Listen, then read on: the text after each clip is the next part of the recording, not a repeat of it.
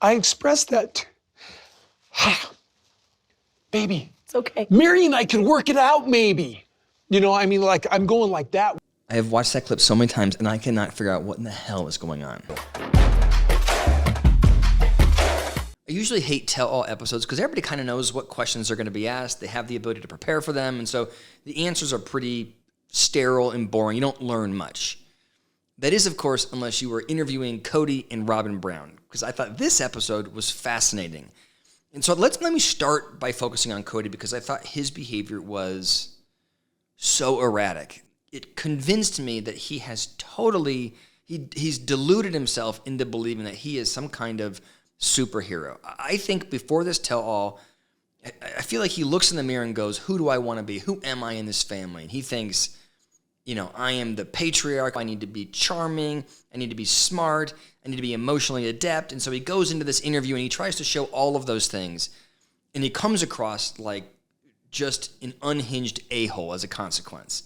Like there were so many moments in here that he just missed the mark, right? So the first one that stands out to me is when he says, I fear nothing except for poverty. And then he says it and he does like a little hitch, like, do you see that, Suki? That was pretty good, right? No. I'm not a coward. Nothing scares me but poverty. Nothing.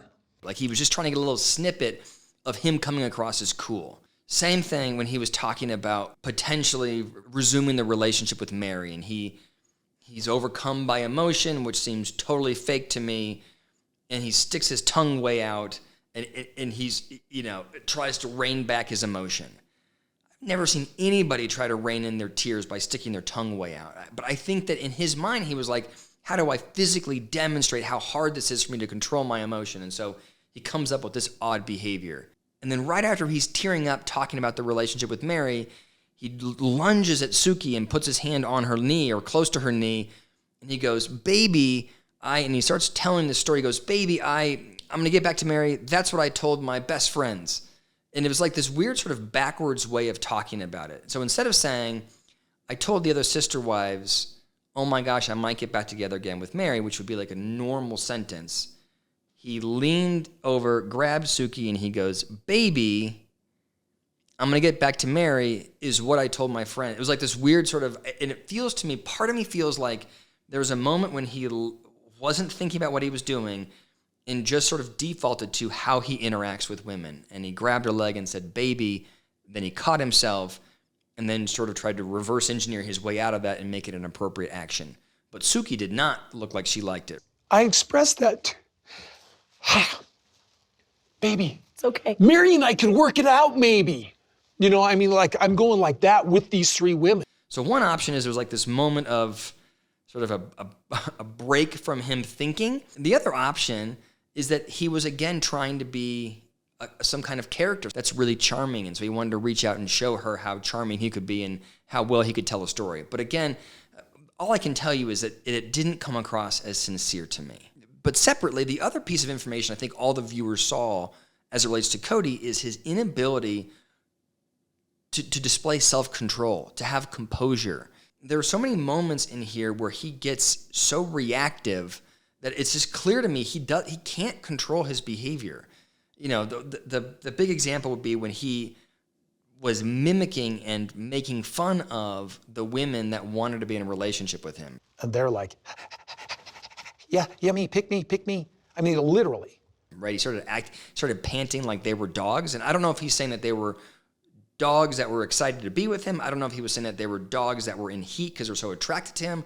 I'm not sure exactly why he was using dogs as his sort of as the analogy for how these women approached him. But I can tell you that if you're going to go onto national television and for a show that has a largely female audience, you probably shouldn't act like they're dogs.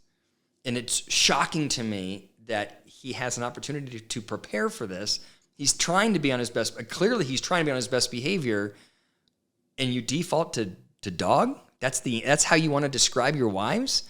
It just, zero self-awareness, zero self-control. Now let's talk about Robyn. If you look at Sister Wives, if you watch Sister Wives, there's really sort of two villains, two people that you don't like, right? And with Cody, it's very easy, at least I would say the modern Cody, the last couple of seasons, it's very easy to watch Cody and know why you don't like him. He's arrogant, he's pretentious, he comes across like a narcissist, he's selfish. You can watch him and you immediately go, I don't like that behavior. With Robyn, I think the audience doesn't connect with her well, but at least for me, it's harder to put my finger on what she is actually doing that makes me dislike her. I just don't feel connected to her. And I think that people can say, oh, well, you got to know her better. And, long term, you can see that she's manipulating things. And I think that that's all true. I also think there's a social component to Robyn that doesn't land well. And so it would make sense, in my opinion, if Robyn never was able to have strong relationships, if that's maybe why she wanted to join the Brown family. She marries Cody and she gets 3 sister wives. She gets a community baked in. But even with the family baked in, it doesn't guarantee that she's going to be fully connected to people. And so when Christine's leaving the family and Robyn's going, hey, we have a good relationship, don't abandon me. And Christine's going, we don't have that. What are you talking about? We don't have that relationship.